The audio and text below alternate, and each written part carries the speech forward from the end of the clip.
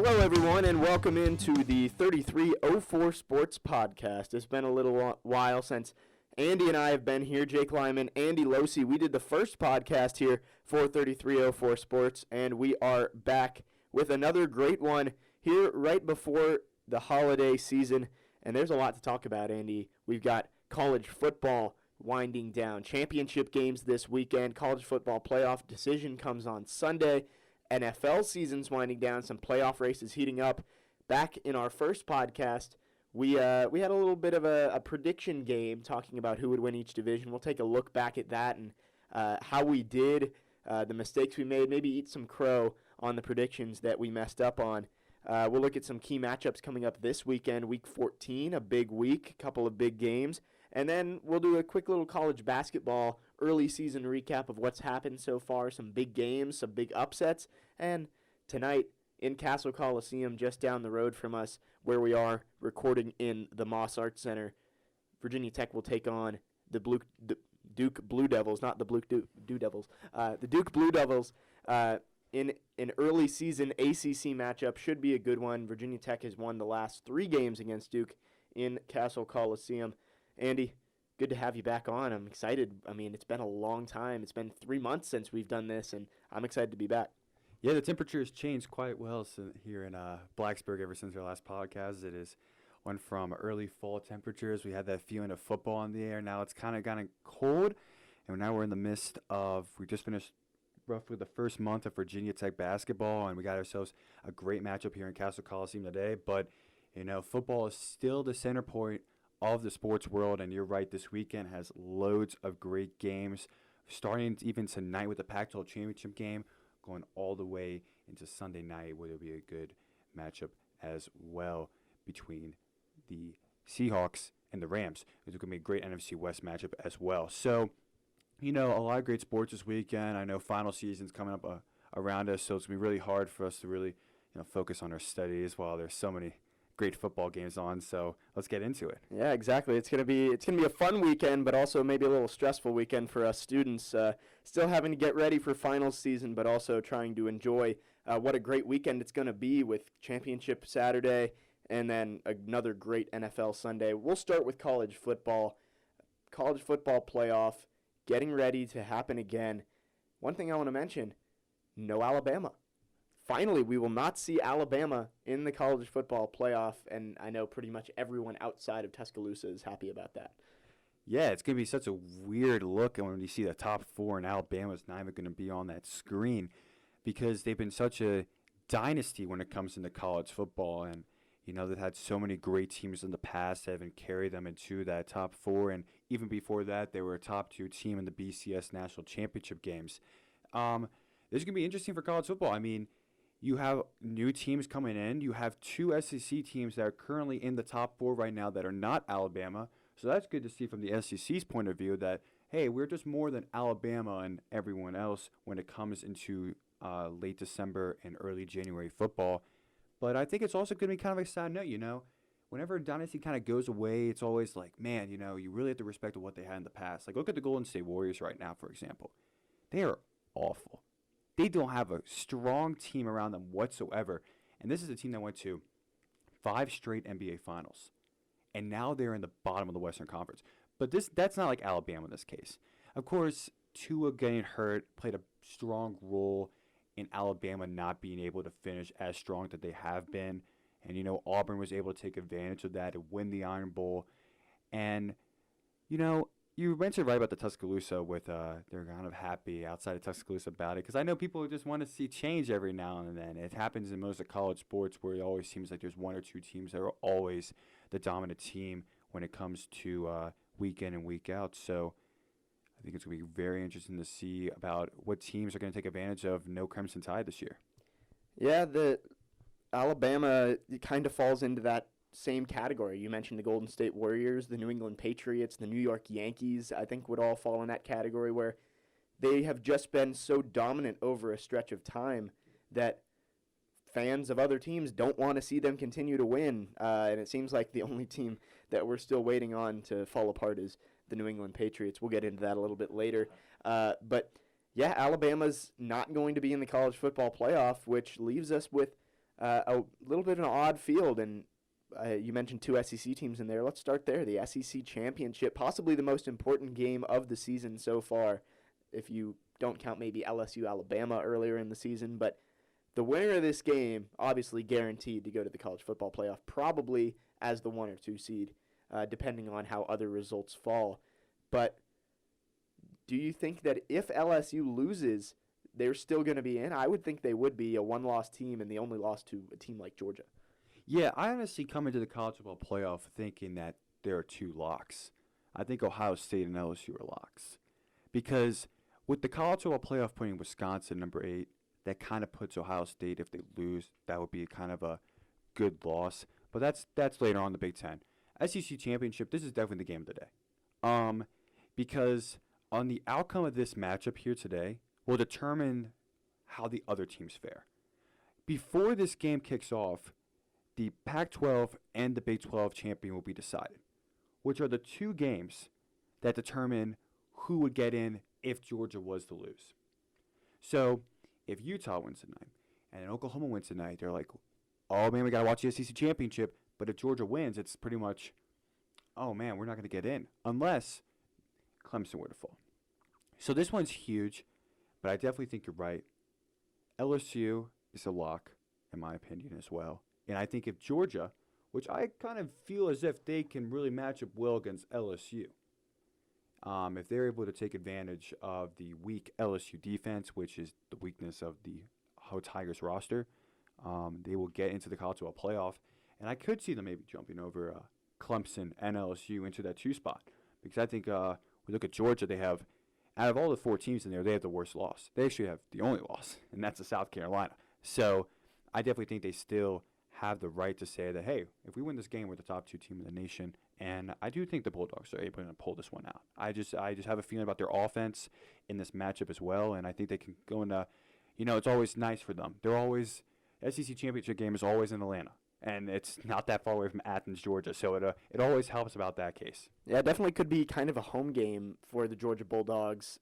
I still like LSU. They've been dominant this year. Joe Burrow looks like he could be the number 1 overall pick in next year's draft after basically coming out of nowhere this year. Might be the Heisman winner.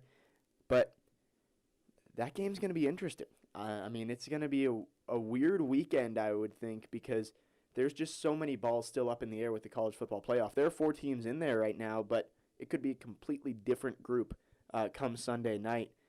And you mentioned Clemson possibly falling out of there. They play Virginia, which it hurts me to say. But I may be wrong here, but I don't believe Clemson has beaten a ranked team this year because I think Wake fell out of the rankings the week before they played Clemson. I think they got Texas A&M.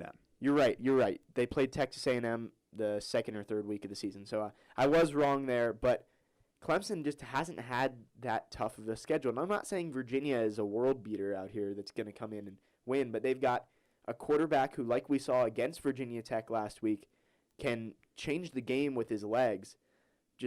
He ran for 137 yards on 2 drives, which, I mean, that not a lot of quarterbacks can do that against a Power 5 defense, and especially a ranked Power 5 defense that had just shut out 2 teams like Virginia Tech. Clemson's defense obviously is better than Virginia Tech's, but I feel like people are pushing this in Clemson's direction a little too early. Virginia could give them a run for their money. They could. I mean, it's a conference championship game, but Virginia right now is playing with the mentality that, okay, we're in the ACC championship game. We're in prime time on ABC against the 3rd best team in the nation. We have nothing to lose. And if they were to lose that game, they would still be the favorites to, I assume, represent the ACC in the Orange Bowl. So you don't think so? No, the ACC champion will go to the Orange Bowl unless they're in the college football playoff. So, like, if Clemson wins, but yeah, that's right. So if UVA wins, they would go to the college, not the college football playoff, excuse me, the Orange Bowl. Okay. And Clemson would probably go to the Citrus Bowl. Wow. But imagine Alabama and Clemson the Citrus Bowl. A year after they played in the college football playoff national championship game, they're in the Citrus Bowl. Man, the tickets would be out of this world. But back to my point, I was just saying that, you're right. On paper, this is the biggest mismatch of the entire weekend. Definitely. And I think it's actually a true shame how this is a 7:30 game on ABC. I really think that they should flip this with the Big 12 because I think Baylor, Oklahoma, we'll get to that later, is such a great game. And there's so much build up to this. I think it's the game of the weekend. The SEC is also a really good game as well, but I think this one right here is just so important based off the past result from this season. But UVA, they're playing the best season in a long time, and I mean a long time. I mean, if you look at their next, people are joking about their next 3 opponents. It'll be Clemson, and a pretty good team in the bowl season, and then Georgia to start off next season. So right now, Virginia's loving their life if you want them to play against good teams because they're going to be able to display themselves against the best teams in the nation. But this is definitely the worst conference championship game this weekend, for sure. And, I was listening to other podcasts. You know what ACC's record is against non-conference Power 5? No. I'm assuming not good. Oh, no. It's 4-14. Yeesh. 4-14. You heard me right. That is awful. It's worse than the American Athletic. It is worse than the Mountain West. These are conferences that have maybe 1-2 teams that get ranked all year. So this was a sad year for the ACC. It's good that you get a top 25 matchup with Virginia being number 23, so it makes it look as if, Virginia's not all that awful. But Clemson is right now grabbing so much attention off of Dabo Swinney and how he's talking to analysis on ESPN. Really, that Paul Finebaum. But this team is, ever since the College Football Playoff put them at number 5 on the first rankings that came out this season, they've been playing a chip on their shoulder. They've come out every week, and they've dominated their opponents left and right. And I don't see anything different in Charlotte tomorrow night. Yeah, I agree with you. I wanted to play devil's advocate a little bit, maybe see if you thought Virginia had a chance in that one, but Clemson's going to wipe the floor with them, you would assume. I agree with you. Why is that the 7:30 game on ABC? Because after tonight, Oregon-Utah will be decided. So if Oregon wins that game, then basically Baylor and Oklahoma are playing to go to the college football playoff if Georgia loses. Obviously, there's a lot of contingencies that have to happen for one of those teams to get in, but it's basically a play-in game if things fall the right way. For Clemson, Virginia, there's a chance of an upset, but most likely Clemson's going to win by 3 scores, and I don't understand that choice either. But let's talk Baylor, Oklahoma. That first matchup back a couple of weeks ago was crazy. Baylor goes way up. Looks like they're going to blow them out, stay undefeated, and maybe be on their way to a top 4 spot in the college football playoff rankings. And Oklahoma storms back. Jalen Hurts leads the way, and Oklahoma knocks them off. Now, Baylor 7, Oklahoma 6. It's going to be a good one. It's crazy at that time of year that Baylor had the opportunity of ending Oklahoma's season and ending their chances of making the college football playoff.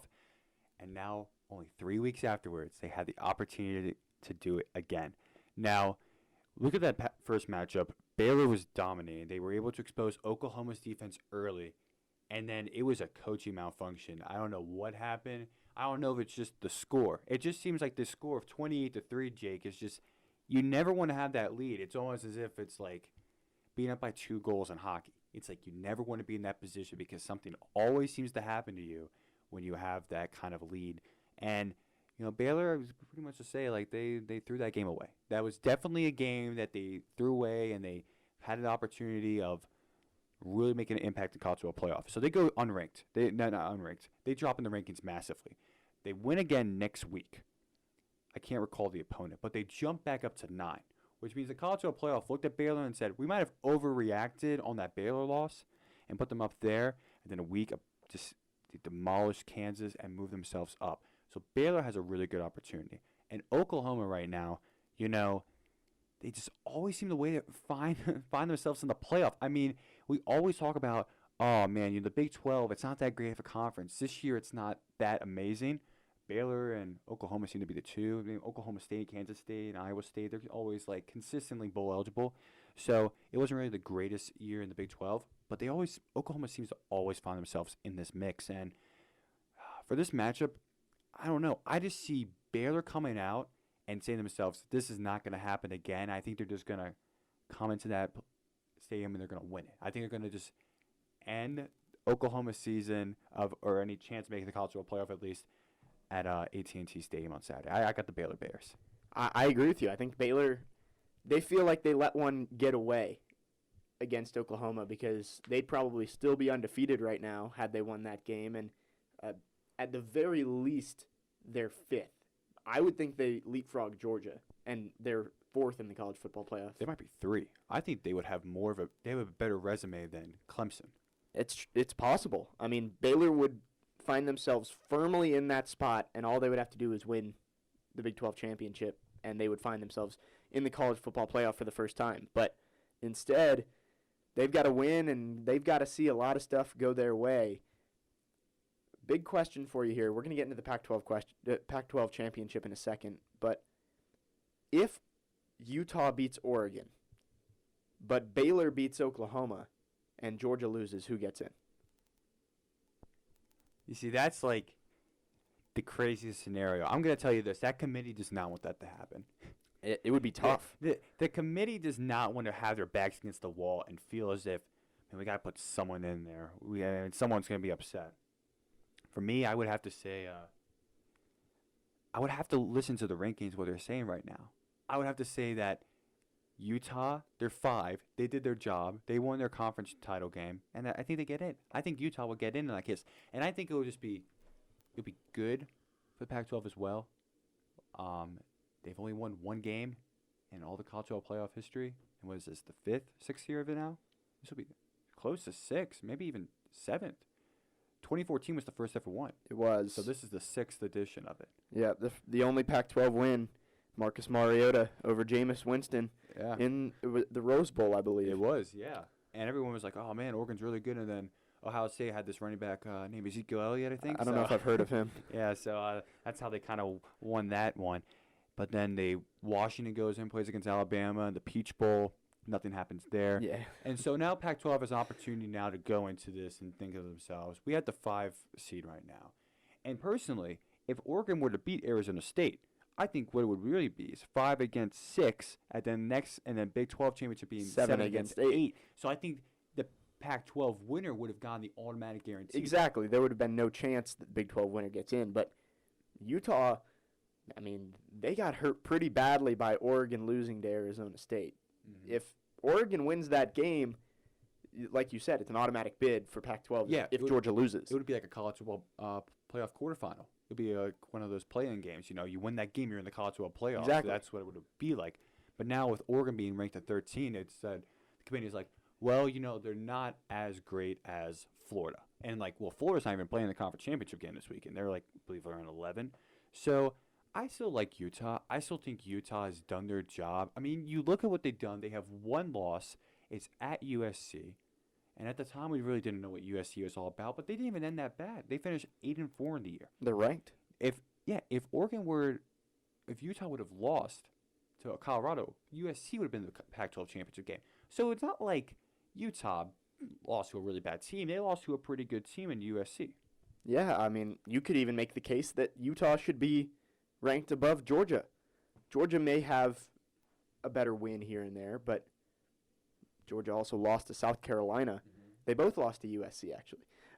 Georgia lost to University of South Carolina and Utah to University of Southern California. But I think that USC California loss is much easier to handle than the University of South Carolina loss because, I mean, South Carolina, are they even bowl eligible? I don't think so, Jake. I think they were 5-6. No, they were 4-7 last week when they played against Clemson. So they're 4-8 now, and they beat Georgia. So I don't understand why the committee is giving that much credit to Georgia. Yeah, they have a couple bigger wins than Utah, but I guess it doesn't matter. If Georgia beats LSU, they deserve to be in. So yeah, that's what I feel like. And honestly, I don't know what it's like in all this world, but there's always people who are going to say about like the East Coast bias and the West Coast bias. Like, I'm not going to lie, there's not a lot of people on the East Coast that have probably watched 2 Utah games this year because they always play at 10:15. I mean, last week they were the 7:30 on ABC.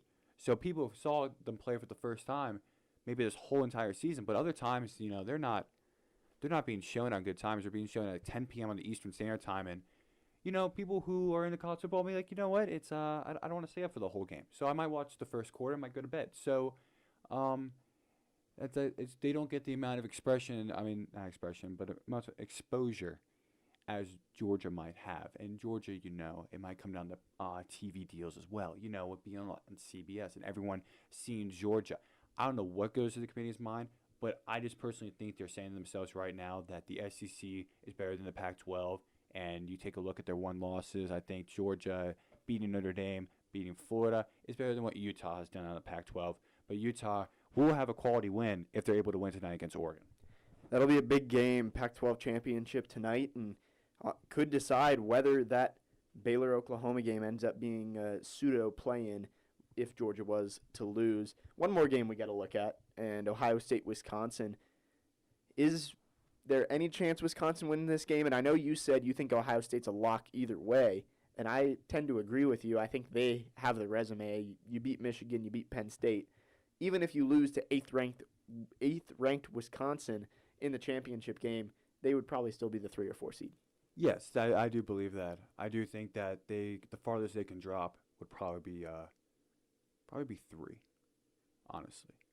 I would see because in that way I would say that if they were to lose and LSU were to win, they would be the 1. Clemson wins, they'll be the 2. Ohio State becomes the 3, and then one of those other teams would become the 5. And then if LSU were to lose, they'll be the 4. Ohio State would be the 3. Georgia would be the 2.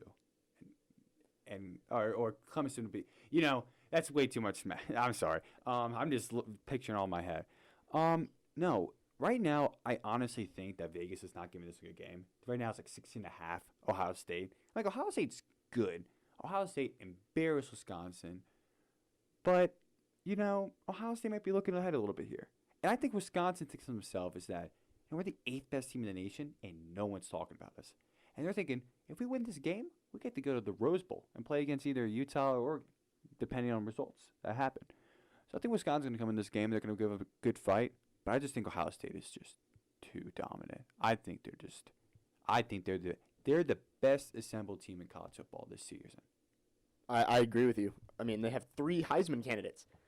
They have Fields, Dobbins, and Young. All 3 could be a finalist in New York for Heisman. Imagine if it was just those 3, because the only 3 usually go, and it's just. I feel like Burrow has to be in there somewhere, but yeah, I'd say they're 3 of the top 5 at the very least. Mm-hmm. But yeah, it'll be interesting.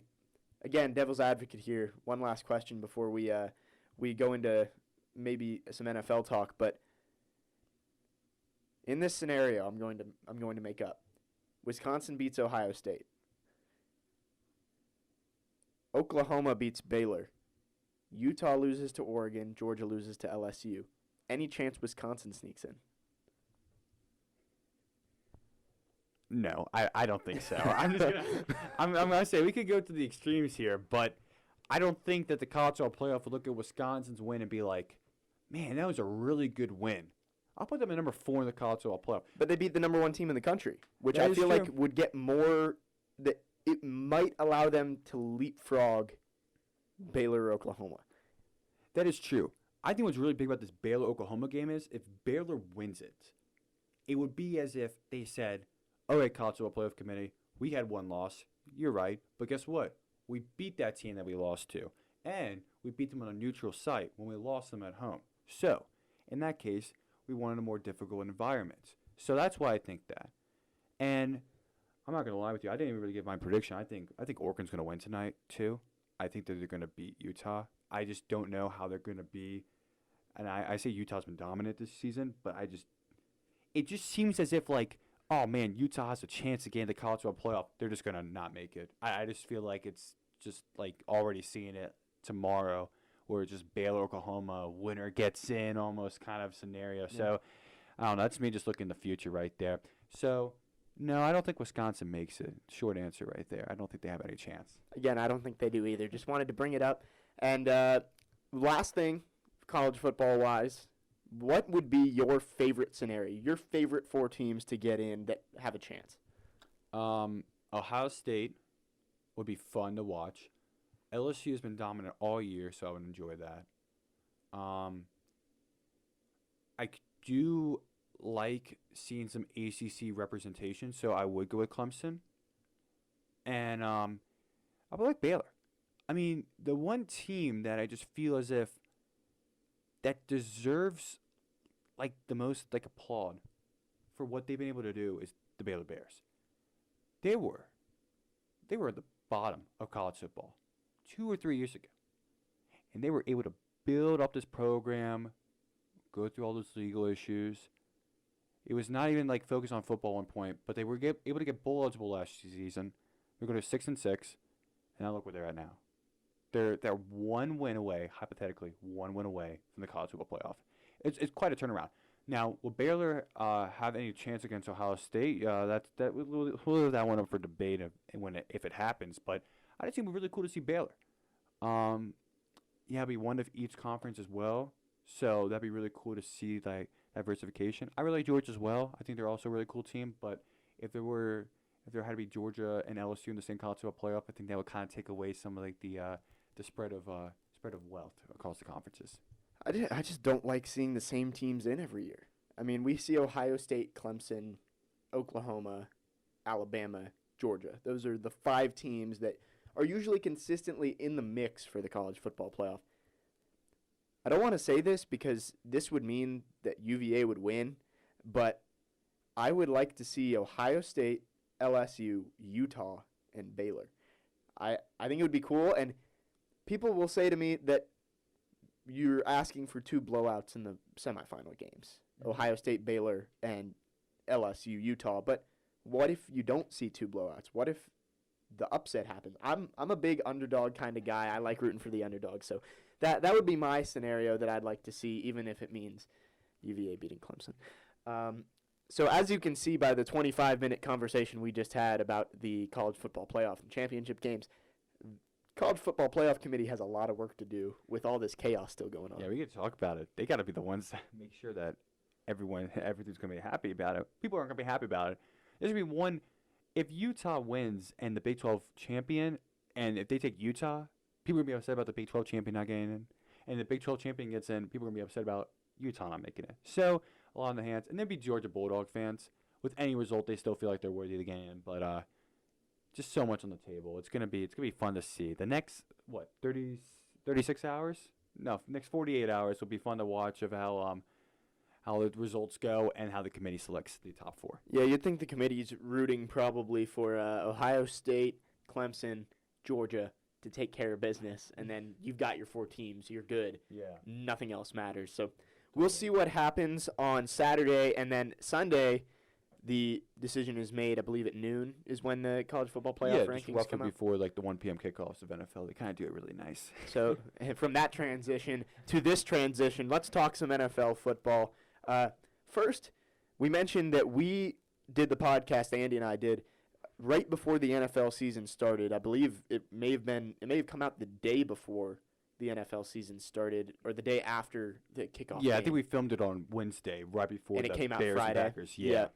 So we made our predictions for every single division, and I feel like we have to look back a little bit. It's Week 14, season's not over, so obviously none of this is concrete of what's happened, but take a look back, maybe see what we picked right, what we messed up on, and let's start. AFC East, we kind of felt like this was a lot. I think everybody kind of did. The Patriots, we both picked them. Currently they're in the lead, but a little surprising. They're only 1 game up on the Buffalo Bills. Who would have thought the Bills 9-3? Yeah, I don't think any of us thought the Buffalo Bills were going to have the kind of season that they were, but their defense has been remarkable this season, Jake. They've been able to shut down their opponents. They have a loss against the Browns, which kind of stands out as a bad loss, and they got that loss to the Patriots at home. That was a missed opportunity for them because right now with that win, they would be number 2 seed in the AFC, but right now they're sitting at the number 5 spot. Looking pretty comfortable right now.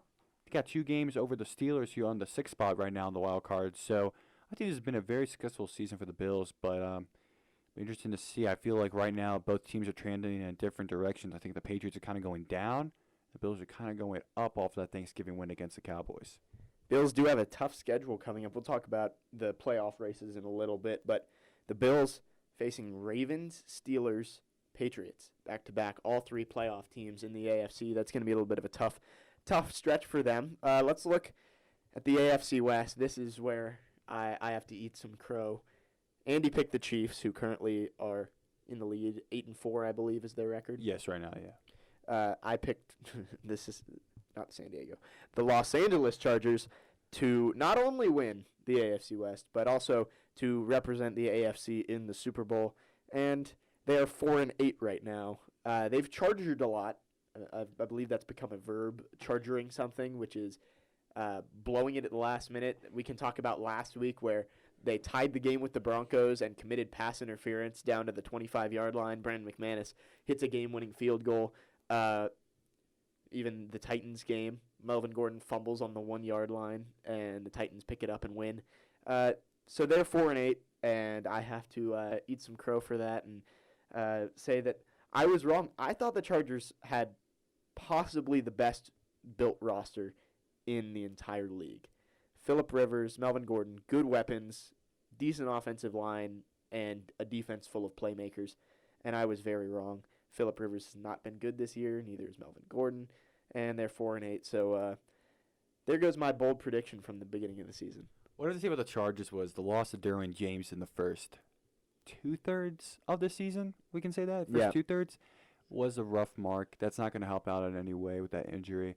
And Melvin Gordon said it was a mistake for him to miss training camp because he just doesn't seem to be on the ball this season as he's been in the past. So, it's not your prediction, Jake. It's been a little rough. Phillip Rivers is also showing signs of, slowing down a little bit. He's not the gunslinger that he used to be back in the day. But hey, I'm living my life. I picked the Chiefs. I mean, I was a little when Patrick Mahomes went down with that knee injury a couple weeks back. I was like, oh man, division's open right back up again. I mean, the Chargers weren't fully out of it yet, and with the return of Melvin Gordon at the time, I was thinking to myself that maybe they can come back in it. And the Raiders were kind of starting to pick up some momentum. It was like this division can start getting really interesting. But last week we saw who really is gonna pull away this division. I think it's going to be the Chiefs. I mean, 40-9 was the final. Yeah, 49. 40-9 over the Raiders at Arrowhead. That was a one-sided affair to say the least, right there. So, Kansas City looks good. They got their elite quarterback back. They got Tyreek Hill there as well. They have some injuries that they need to work out on the offensive line. Once those guys start returning for the Chiefs, I think that will become a better situation for them in the playoffs. Defense started off weak, but they've started to become a little bit better. They've once Patrick Mahomes went down, their defense actually got good. It was kind of like it changed in like, oh man, the Chiefs are going to lose these games because they had to rely on Patrick Mahomes so much. But then the defense started playing well throughout the weeks, and it was interesting to watch. So now the defense is playing at that level. And now you look at a team that's 8-4 that's looking to try to get into that first round bye again with the 10-2 teams of the Patriots and the Ravens. So watch out for the Chiefs to come hot, especially they got a big test to prove this weekend at Foxborough. Yeah, I think everybody thought the Chiefs were going to struggle because Patrick Mahomes dislocated his knee. I think everyone thought he's going to be out at least a month.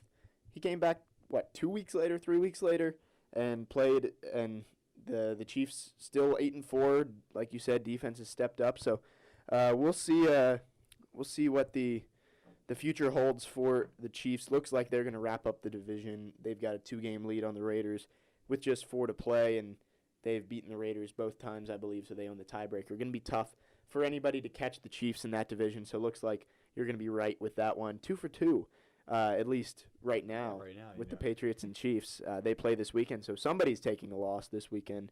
We'll see. That's a pretty big matchup. Or tie, Jake. Don't forget about the tie. We'll forget about the tie. On to the AFC South. This one was obviously This one's fun. I root for the Tennessee Titans. This is a fun division. I picked with my heart when picking, and I picked the Titans. You picked the Houston Texans, and it should be a good battle down the stretch. The Titans they struggled early, 2-4, and I was ready to come on here and eat crow once again.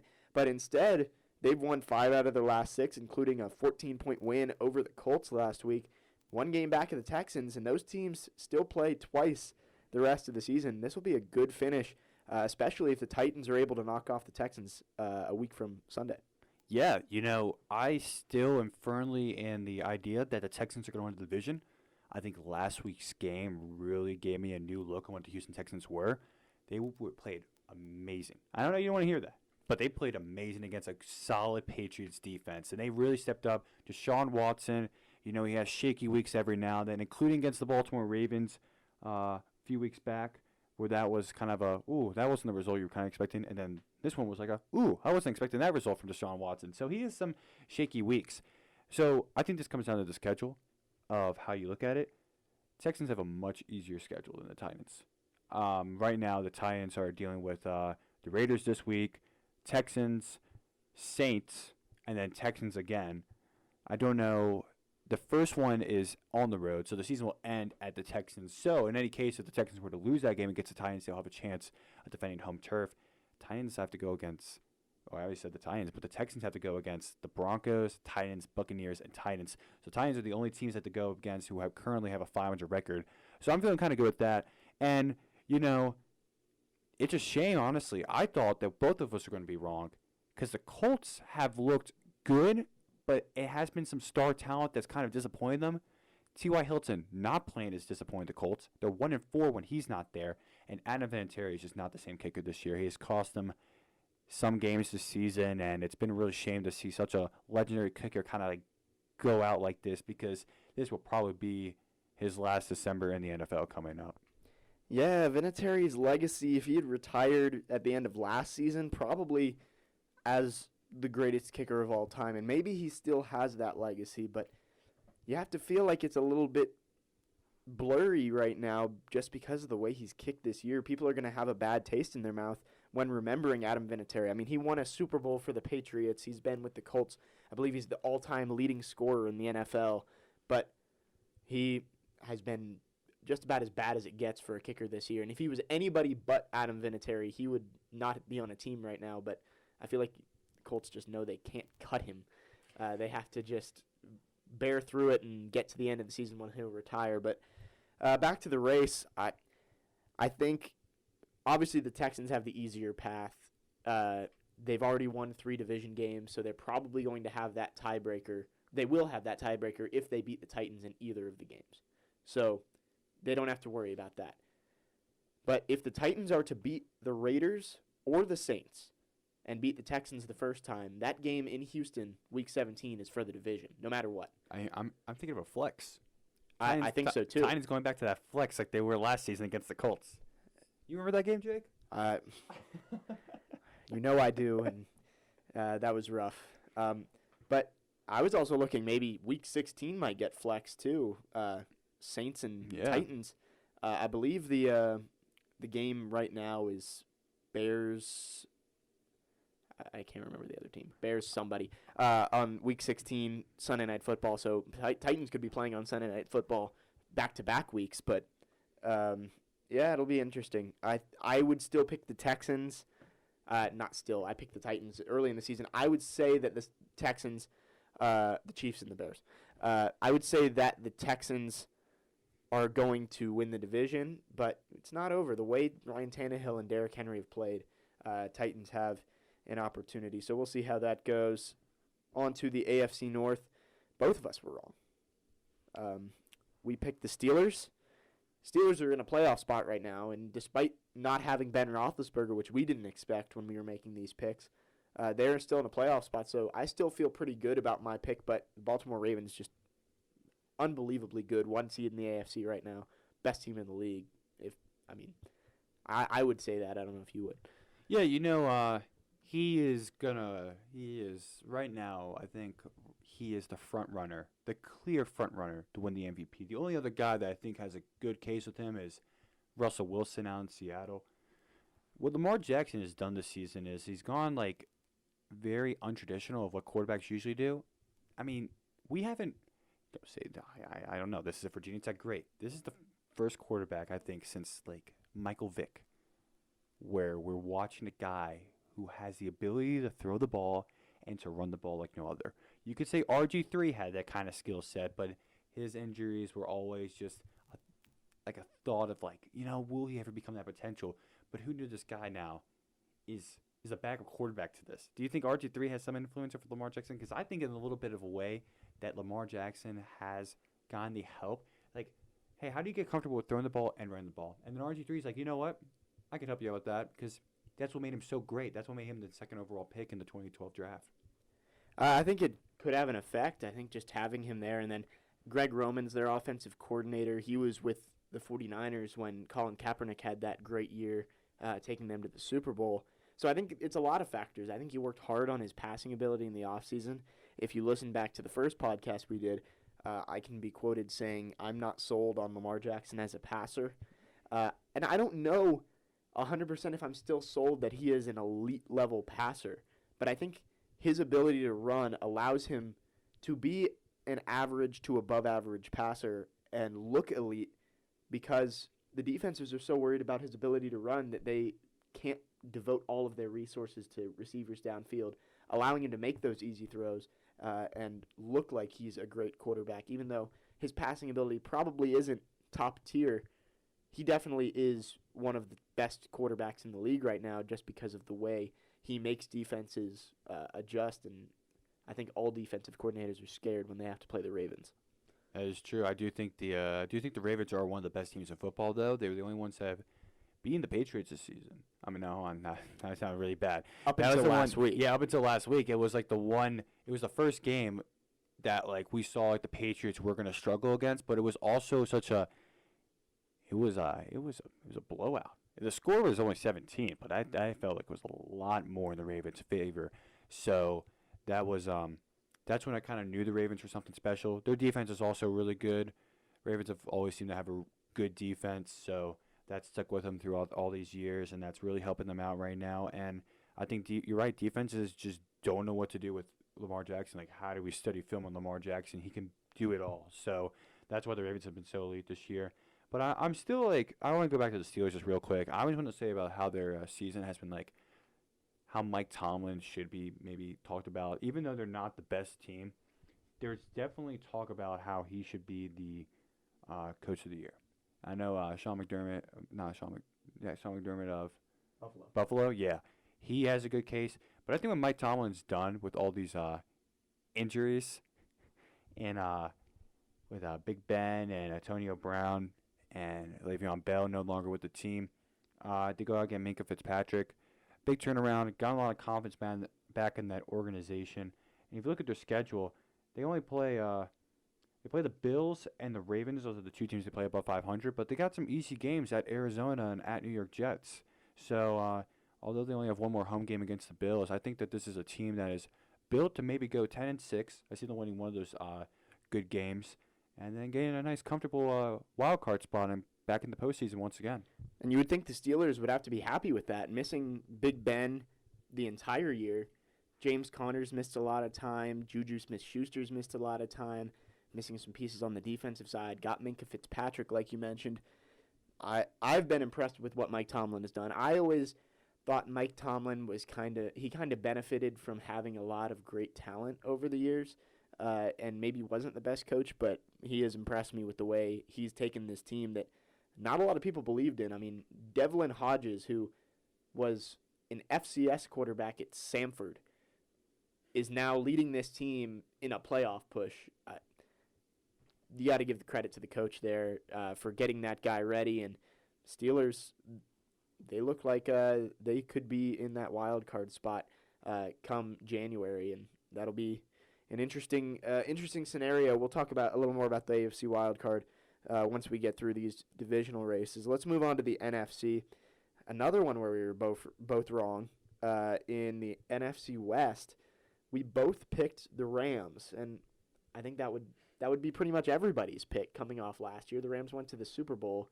The 49ers, there were some questions of whether Jimmy Garoppolo and that offense were going to be good enough, and the Seahawks, there were questions about whether the team around Russell Wilson was good enough to take that team back to the playoffs, and all of those questions seem to have been answered. The 49ers and Seahawks both 10-2 at this point in the season, and the Rams sitting back at 6-6, so 7-5, excuse me. But still, the Rams, they're going to struggle to find their way into the playoffs, and 49ers and Seahawks look to be all but locks. Yeah, I think all three teams right now in the NFC West wish they were in the NFC East right now, based on how that season's going. They for would the NFC all East. be leading the division. It's true, and you know what? The Cardinals might still have an opportunity if they were in the NFC East. But looking at that picture right now of the NFC West, what an amazing division this year! My goodness, almost every game out in the NFC West is enjoyable to watch, except maybe when the Cardinals come together. The Cardinals have made it interesting, though. They went down to the wire with the 49ers in both games. So Oh yeah, Cardinals are at least making it interesting, but yeah, they're not on the same level as the other teams. yeah. This reminds me of like, I don't know. This might be an extreme push, but like the NFC North last year, where there were three teams that were like, yeah, these guys are really good. The Vikings, Packers, and Bears. And this season they're doing the same. But no one saw the 49ers. No one saw the 49ers. No one saw the 49ers coming out this season and having that kind of season. And honestly, it's just a really good system. And it's similar to pretty much half the teams that are in the playoffs right now. It's defense. And that is what's really carried the 49ers. And Jimmy Garoppolo has found a system in which that works for him and how he's able to work well with the defenses around him. I mean, you also have three running backs, which, if you have three running backs, you don't really have a running back because you don't know which one to decide on. You don't have like an elite running back to be the first guy. Wide receivers, before the trade deadline, none of them were like standout. But now you have Emmanuel Sanders.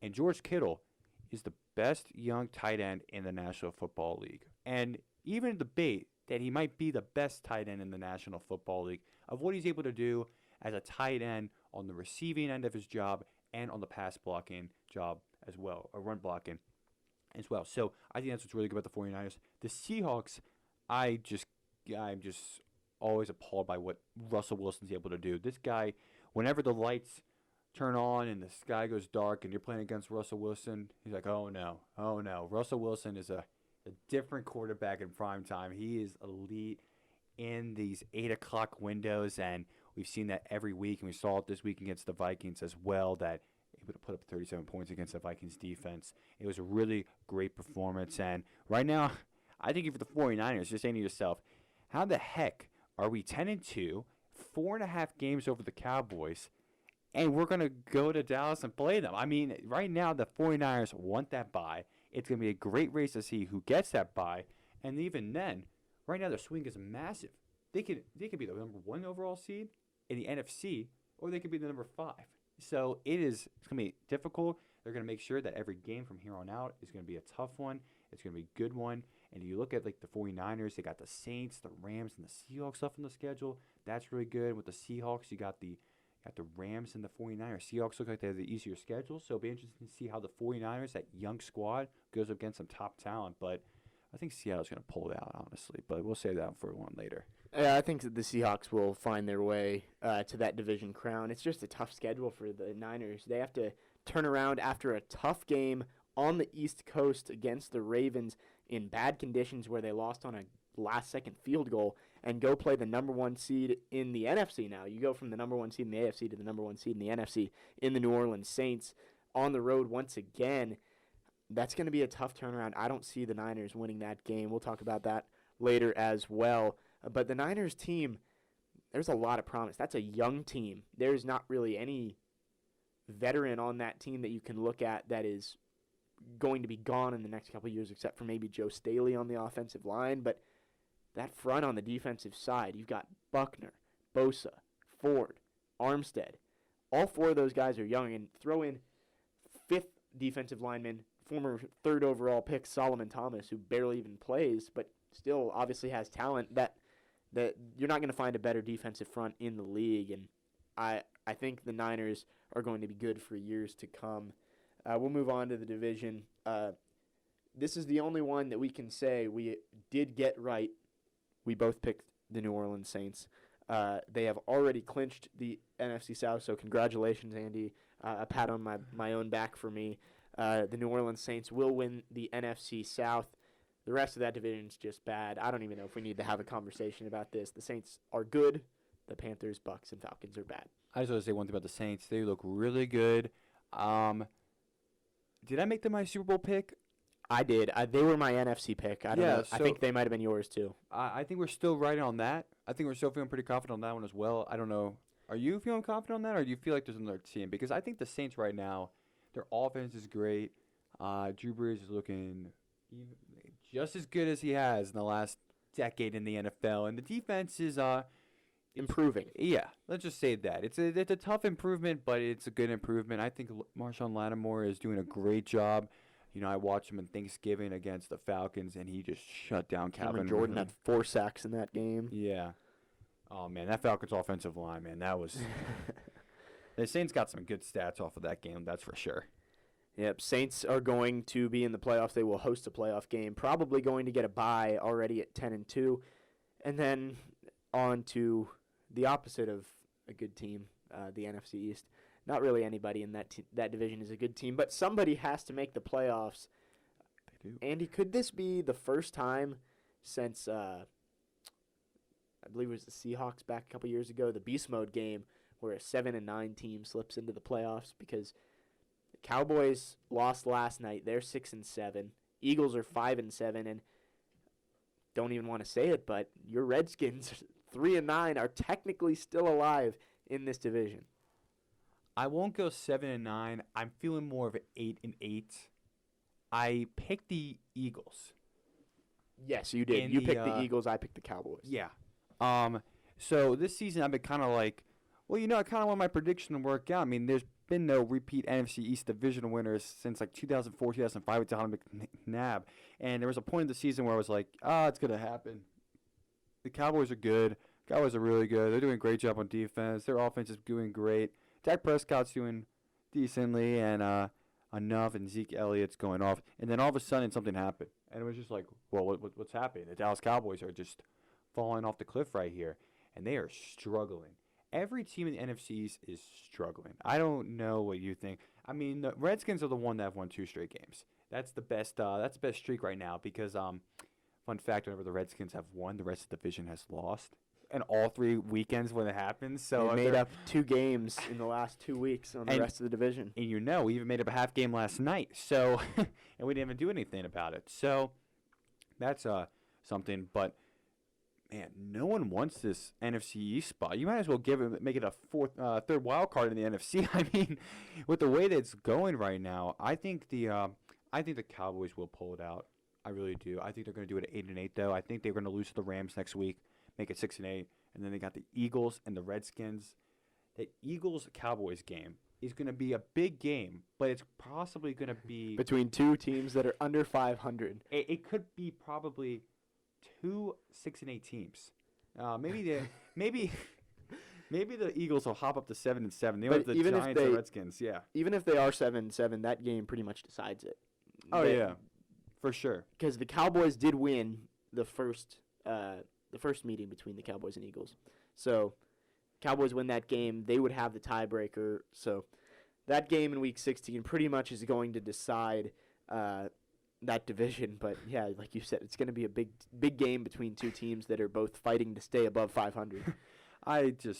It's sad because I know this division has a lot of talent, but I have no idea what happened this season. I mean, the Eagles just haven't looked as great. So I'll probably eating crow on that one. They're only a game back of that. Lost to the Dolphins last week. Yeah. So we're really seeing how the Eagles are doing. And the Cowboys, they start off 3-0, but ever since they're 3-7. You've won 3 of the last 10 games and you're winning the division. Man, Dallas will take that any day of the week. I definitely think they would. Cowboys, early in the season, I think everybody was thinking they could be a Super Bowl contender, and then they have fallen off a cliff. Still have not beaten a team above 500. And you're gonna have to do that in the playoffs. Actually, I believe they did beat one team. No, never mind. I'm thinking of the Bills. The Cowboys still have not beaten a team above 500. Oh yes. So, last division here. Both of us wrong right now, but there's still a chance. The Packers currently lead the NFC North. However, I picked the Bears. You picked the Vikings. Bears don't look so good, but they did win last night against the Cowboys, so they're back to 7-6. And Vikings sit at 8-4. Packers are at 9-3. Could be interesting. I think 2 teams are coming out of that division. It'll be interesting to see which 2 teams. I think it should be the Packers and Vikings. Could be one is division, one is wild card, flip-flop them, whatever you want to do.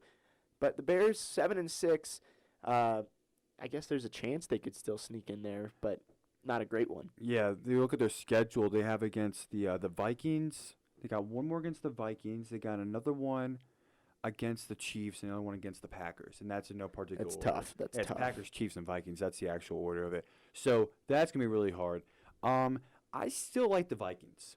I really do. I really think that Vikings-Packers game in, I believe it will be in Minnesota. Yes, it will be in Minnesota. I think they're going to do well. I think the Vikings are going to win out for the rest of the season. I think they got the Lions. They got the Lions this week, and Adam Thielen is still hurt, and I think that's really put them on the side. Once he comes back, that'll be amazing for the Vikings. It'll open them back up on the field. They have the 2 targets to go to now. And, man, even though that Vikings-Packers game is it's Monday night, or Kirk Cousins is 0-8, I still think the Vikings are going to find a way to power through. And if they are able to do that, that puts them at tied record if they are winning out at that point. And from there on, it'll become a head-to-head, and the divisional record will decide that, which I don't think the Vikings are doing a great job of it right now. I think they have 2 losses in the division, so they're going to have to – they might only have 1. I know they lost to the Bears, but I think besides that, I think they're pretty good. Actually, no, they lost to the Packers, so they have at least 2 losses. Yeah, not in the sure division. on that, but So it'll be a tight race down the stretch. I like the Vikings. Their defense has struggled a little bit lately, but I just think they have a very talented roster. The Packers, I think they're talented too, but and I do give them the advantage because they have Aaron Rodgers. I just don't think their defense is quite as good. They made some good additions. Adrian Amos, the Smith brothers on the pass rush. But I think I would put my money on the Vikings just because they got a couple more weapons offensively. And I think their defense, when it comes together and is playing well, they can be better than the Packers. yeah, and the Packers have to go against the red-hot Redskins this week, Jake. That's true. The Packers, with a tough matchup this week, only favored by 16 points. We'll see how that one turns out. Oh, they're going to cover. They're going to cover, man. So we looked at all the divisions. Let's take a look at the wild card races. Right now in the AFC, looks like the Bills kind of firmly in that 5 spot. They're 2 games up on the rest of the field. Should be able to hold on to at least one of the wild card spots, even though they do have a tough schedule. We mentioned Ravens, Steelers, Patriots coming up, but still feel like they should hold on to one of the 2 spots. So that really leaves Steelers, Titans, maybe Raiders and Colts could find a way. Raiders and Colts would most likely have to win out at 6-6 to find their way into the playoffs. So Steelers, Titans down the stretch for that 6th spot. We were talking about it. Steelers' schedule probably a little bit easier than the Titans, but the Steelers are on the road a lot. We'll see how that goes. Should be an interesting road down the stretch here. Titans starting to play a little bit better. Steelers still some questions with Duck Hodges at quarterback. So what do you think? Who do you think grabs that 6th spot? I know you're not going to like the answer, but I think the Pittsburgh Steelers are going to grab that spot. I think they have a lot of good momentum. That wasn't even English. They have had some good momentum over the last several weeks, and they are playing with a lot of confidence. They right now know that they can win these games without that, the leadership. They've really been able to step up and do their job, and I just like the way that they're rolling right now, and I like what their schedule is reading to me. I mean, they got a home game against the Bills on Sunday Night Football. I think I've already touched on that, but I don't know. I just feel like the Steelers are just playing football the right way right now. They're winning the games. They're not in the same pressure that they've had in the past with Big Ben. They don't have the same kind of expectations with Delvin Hodges in as quarterback. So the Pittsburgh Steelers are just going to, do their job. They're going to come out. They got the Cardinals. They're not even favored against the Cardinals, I think. I think the Cardinals are favored at home against them, which, I mean, they're being viewed as an underdog every single week, even against some teams with a 3-81 record that the Arizona Cardinals hold. So they know what they got to do, and now they're thinking to themselves, we're probably not going to win this division. So what do we have to do right now? We have to catch up to who? The Bills. So that's what the goal is on right now, and I still like the Pittsburgh Steelers. Yeah, that Week 15 game got flexed to Sunday Night Football. Bills, Steelers, that could be a big one in this wild card race. If the Bills did fall out of that 5 spot, would be interesting to see if maybe they collapse completely and fall out of the playoffs altogether. We'll see what happens, but I would agree with you. I think the Steelers are playing with that underdog mentality, which you usually don't see from a Pittsburgh Steelers team. They're usually the favorites, and I think they're embracing it. I think Mike Tomlin has that team playing good football right now. Ever since the incident with Cleveland, they've really stepped it up. That was crazy. We'll save that for another podcast. But the Titans, I think they are playing better football than the Steelers right now, but they just have a tough schedule. I don't know if you can beat the Raiders on the road. Texans at home is still tough. Saints at home is still tough. Texans on the road is tough. I don't think it happens. Chance Titans lose out 7-9. Not probable. I think they would win. I think they win 2, finish 9-7, but that won't be enough to get in at this point. So I will pick the Steelers as well in the AFC wildcard. NFC wildcard looks like the Vikings will probably lock up that 6 seed. We're going to say the 5 seed is going to be either the 49ers or the Seahawks, you would assume. Yeah. 6 seed Vikings currently with a 1-game lead over the Rams, and the Bears jumping back in it a little bit, game and a half back. That one could be interesting down the stretch. We mentioned how the Rams have kind of faltered, maybe a little bit of a Super Bowl hangover, but you never know. They could come back strong down the stretch, a couple divisional games left, and maybe knock off the Vikings, who have a tough schedule. Yeah, they got 3 divisional games left on the schedule, so they're not technically even out of the NFC West race yet, but they pretty much are. And, a game back of them right now. They got a good test this weekend on Sunday Night Football against the Seahawks, and it's going to be in Los Angeles. If the Rams are able to power through that matchup, not only the 49ers will be happy, but it will definitely worry the Minnesota Vikings a little bit, because now the Rams are 8-5, and you're thinking to yourself, wow, this Rams team, I guess, is back. And then they followed that one up going to the Cowboys, which that's up in the air at that point. And then they followed that one up with the 49ers. So the next 3 weeks are going to be really big. There's 3 playoff teams the Rams have to go up against. That's why I think that they're really going to have to grab that win against the Seahawks to carry any momentum in that game. The Bears play 3 teams above 500. So I'm thinking the Vikings right now, with the team that they have, which I think out of the 3 teams that are the Vikings, Rams, and Bears, the Vikings have the most depth, and they are just the better team on defense. I think the Vikings defense has been said better than the Bears defense this season.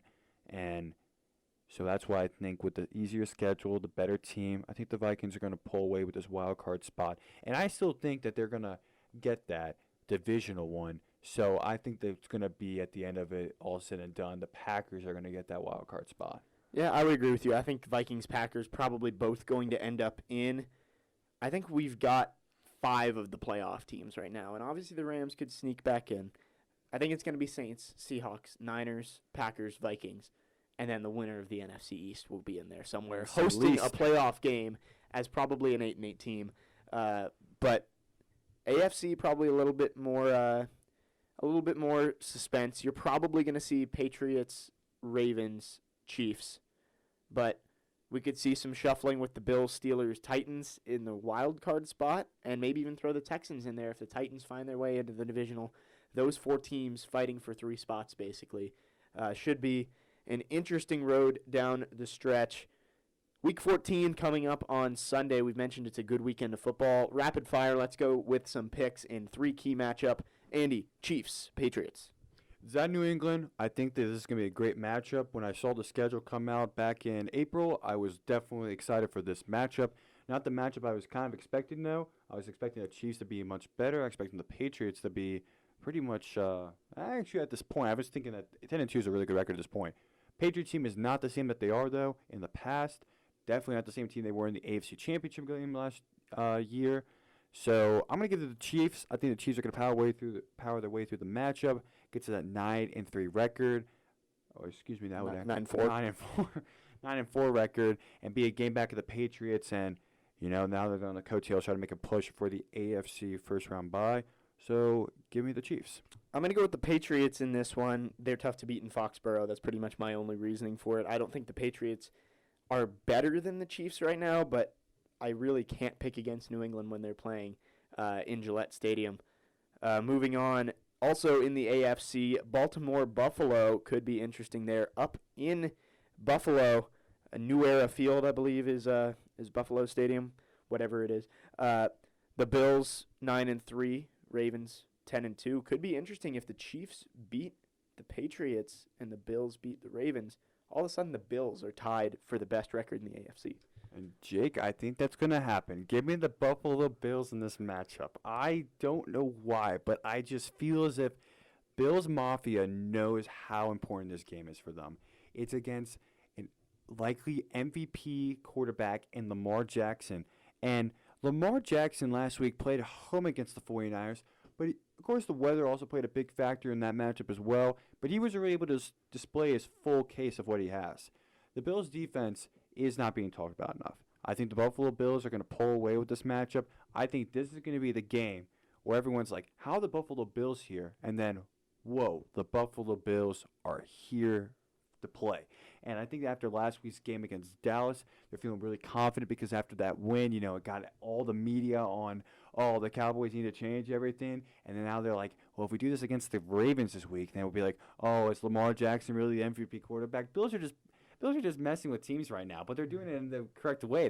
They won 9 of their 12 games. I think that they are a good team, and I think the Bills are going to win this one. I agree with you. I think the Bills take it at home. If any defense is going to stop Lamar Jackson right now, if it wasn't the Niners last week, it's going to be the Bills this week at home. Bills pull it out. Probably going to be some tough weather up there. I'm not sure, but in Buffalo, the weather's never really all that good.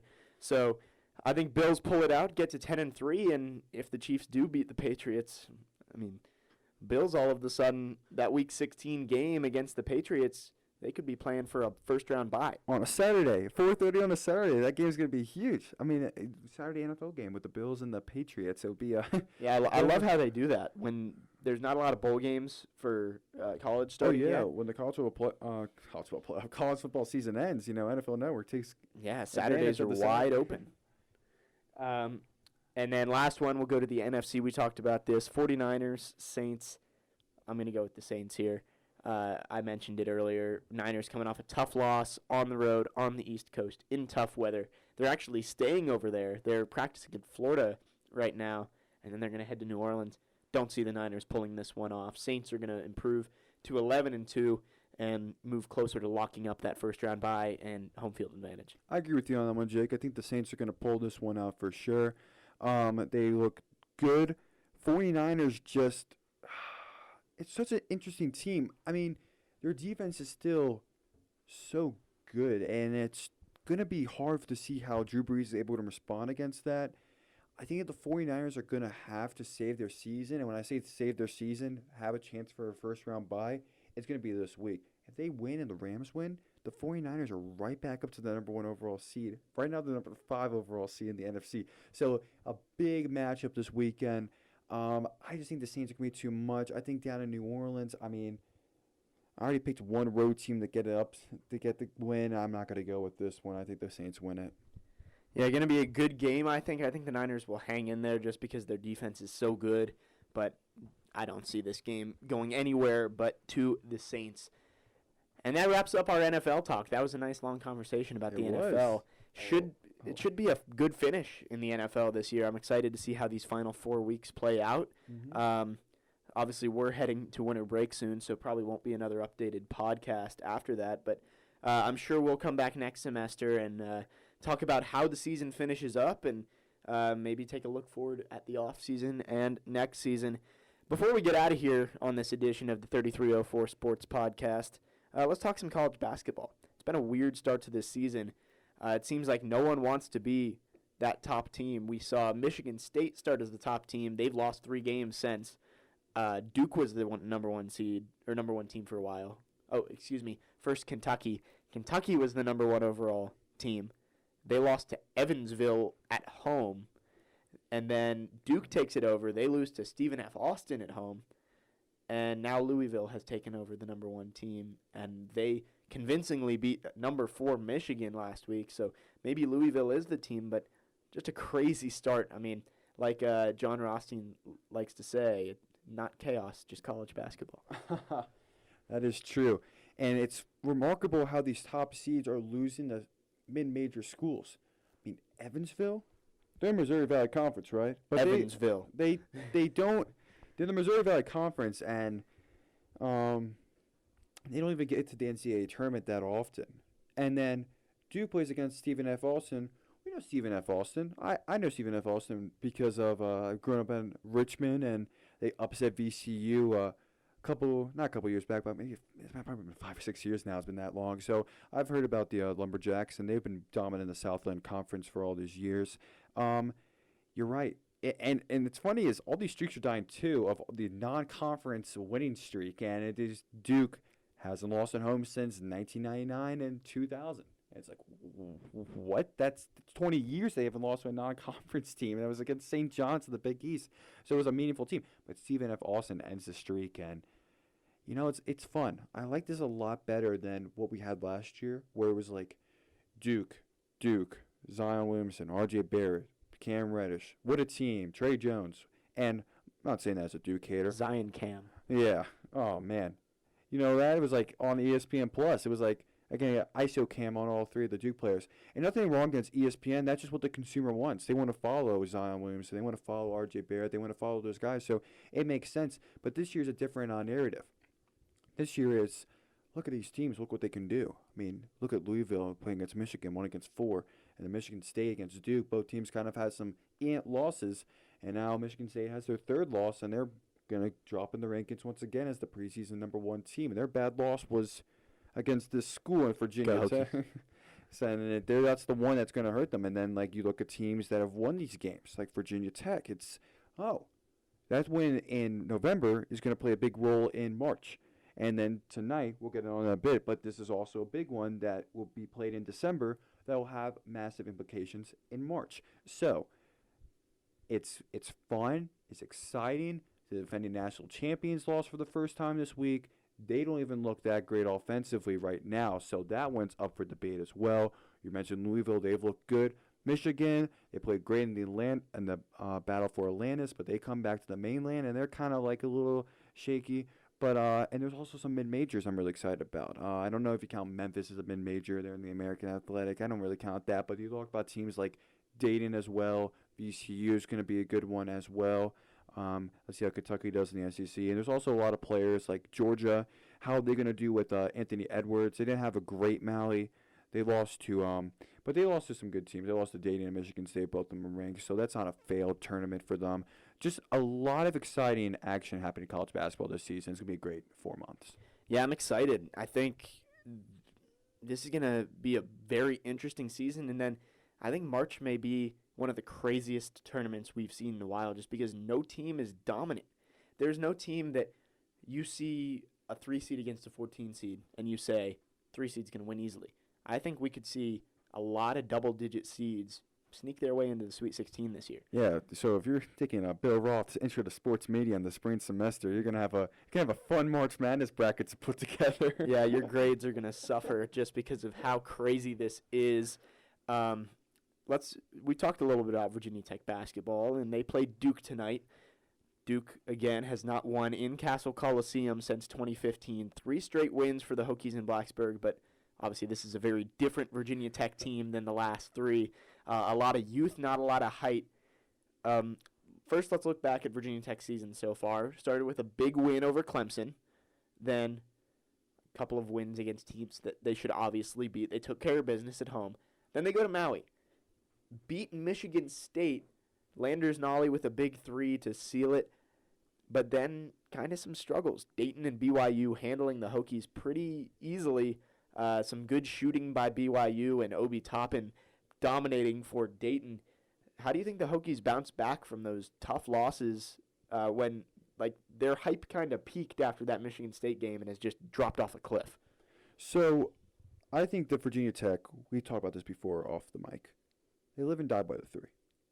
For sure. This is a team that needs to shoot at least 35% from the 3-point arc tonight, from behind the 3-point arc. I'd say more than that, probably 40. 40? Okay. Because I'm thinking to myself right now, this team is outsized by Duke. Personally, for Virginia Tech, I think right now being at 6-2 is a great achievement. You're 1-0 in the ACC. You have a quality win against Michigan State in a neutral location. That's 5-hour difference. That's going to be some jet lag for those young players as well. And it was the first day, too. Yeah. And this team is also really young. There's a lot of young players. There's a freshman coming in every now and then. There's freshmen starting these team. There's a lineup that they run pretty consistently. It's Isaiah Wilkins, who is a true sophomore. Didn't play a ton last year. Played a good amount, but not a ton. And 4 true freshmen: Hunter Couture, Jalen Cohn, John Ogiaco, Naheem Aline. 4 true freshmen, 3 of which should be in high school right now because they reclassified, playing with another true freshman and Isaiah Wilkins. That lineup is crazy that Mike Young is playing that and still competing against teams like Michigan State. And even in the first half of both the Dayton and BYU game, it was tight until a little bit of talent and experience kind of took over. That's for sure. And I definitely think tonight in this matchup is going to be a real test to see how they can shoot behind the arc. This is going to be the biggest game in Castle. And you mentioned all those true freshmen. They're going to get their first experience today on that court with the Castle crowd going with them. It's going to be great. It's such a weird game, though. I mean, we're in December 6th today, right? Yes, yeah, December 6th right there. So I should have looked at that before I asked. And it's Duke. This is such like the first home ACC game of these true freshmen are against Duke. Yeah. And that is crazy. Before finals, like before break. Usually the first time these new kids see Castle rocking is late January, early February. Yeah. But they see it early December now. This should be an interesting one. I think Castle will be rocking for the first half, and then Vernon Carey is just going to dominate. Vernon Carey is, I don't know his exact dimensions, but he's at least 7 feet tall, I would assume. And Virginia Tech's tallest player is John Ogiaco, but he doesn't play very much. The tallest player who contributes regularly is Landers Nolly, who's 6'7" and is really a guard. And then you have P.J. Horn, who's 6'6", and although he's a little bit bigger, I feel like Vernon Carey would just shoot all over him all night, just right over the top of him. I don't think this is going to go well for Virginia Tech tonight. I think it'll be fun to see this young team maybe compete early on with Duke, but I just think talent's going to win out, and the Hokies will fall to 6-3. Yeah, I don't know this one as well. I think Duke's going to win this game as well. Vernon Carey, you mentioned that. That's going to be a strong point for Duke basketball in this matchup today. It always seems like when the Hokies play against the Blue Devils, though, it seems like they're always without their one of their big stars. Last year was Zion. This year is going to be Cassius Stanley.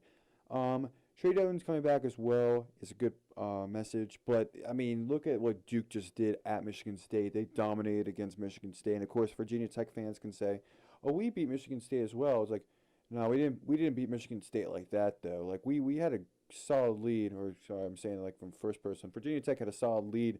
Got the most of the game. But Duke kind of, manhandled against Michigan State. They really dominated that entire matchup. So I see Duke winning this matchup as well. Unfortunately, I think if the schedule was in February and the true freshmen got a little bit more experience, which it has been the past seasons, a maybe closer matchup. But for today, I just think Duke's going to beat Virginia Tech. I agree. I think Virginia Tech has another upset in them this season, whether that be Louisville, UNC, UVA, Duke later in the season. I don't think it happens tonight. I think Virginia Tech is borderline NIT team, maybe. I don't even know if they'll make the NIT, but we'll see. It's going to be a fun team to watch. Mike Young has made this team interesting. They're playing better than everyone thought they would. I think 2 or 3 years from now, this team will be very good, but I think right now Duke is just going to be too good for Virginia Tech. And I think that about wraps it up here for this edition of the 3304 Sports Podcast. Andy, fun to talk with you about pretty much all things sports today. Oh, yeah, it was great and everything. And make sure if you're listening to this podcast on the YouTube channel, make sure to like this video and to subscribe to our YouTube channel. It'd be great indeed. We'll make sure to have podcasts haven't been coming out as often as we would like to have in the past, but we will try to get back on a constant schedule of once a week, especially right now it's going to be a little bit difficult. We're going to have to win a break, but in the spring semester, when we get back in the school year, we should be able to have some podcasts rolling out and giving you some good intel about March Madness. And then even then, when that starts picking up, you will have NBA and NHL playoffs, MLB starting back up. So it's going to be a great spring semester. Definitely will be fun. Definitely, like you said, going to try and get back on a regular schedule with this podcast. when everyone gets back from break. But glad you listened in with us today. Again, subscribe to the YouTube channel. Trying to get to 100 subscribers so we can get that custom URL for 3304 Sports on YouTube. Make sure you check out all of the broadcasts that are posted there. I called the game last night, Virginia Tech Purdue women's basketball with Topher Wagner. And then on Sunday, got a special surprise for you. Kevin DiDomenico and Evan Hughes, that Evan Hughes from your TV, who he's the sideline reporter for most men's and women's basketball games that are on the ACC Network Extra. He will be calling his first game of the year for 3304 Sports on Sunday. Make sure you don't miss that one. Should be posted probably Monday morning on our YouTube channel. Once again, thank you for listening in. Hope you enjoyed. Jake Lyman and Andy Loce on the 3304 Sports podcast. We'll see you next time.